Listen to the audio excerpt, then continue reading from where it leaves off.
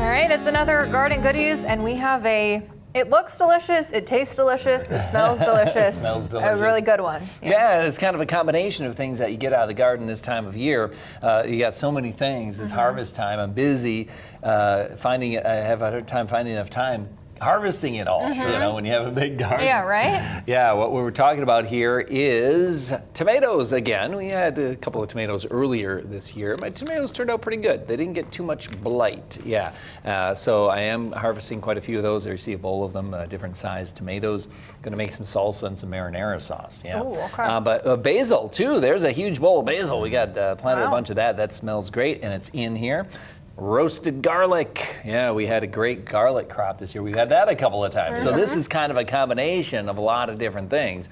Our tomatoes, the ones that turned out the best were in potted, in pails at our house. Okay. You might remember when I was live at my house earlier this year that another one here. I was showing off the potted plants, the potted tomatoes, and they did not get the blight. You know, and they didn't produce as many tomatoes as the other plants, but the tomatoes look great. Quality over quantity. Yeah, quality, exactly. Do they taste good, these tomatoes, on this dish? Delicious. You missed it. Jake went for seconds over here. He did, It's very, very good. You've done it again, Justin.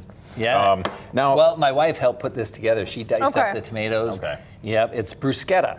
Yeah, traditional kind of side thing you can serve with a meal, toasted bread, like garlic bread here, and then you got diced tomatoes, basil, and onion in there. So before we went to break, I know you said that we might not be a big fan of because the tomato tomatoes, but I'm weird. I don't like a regular tomato just plain on its own, but if you put some olive oil, some seasoning on there, I love, like I was saying, I love salsa. I like this stuff. A good pico de gallo. I'll do all that stuff. Got it. I just don't like a. Well, I just remembered straight tomato. I'm particular about how I like my tomatoes. Right. Yeah. Earlier I mentioned that. I said, well, maybe you might not like this the most because earlier when we had tomatoes, you guys were like, just the raw tomatoes. Yes. You're like, I didn't want to try them. But yeah, my wife helped whip this up very nicely, and we use a little sauce on there, you know, like a traditional bruschetta will just be diced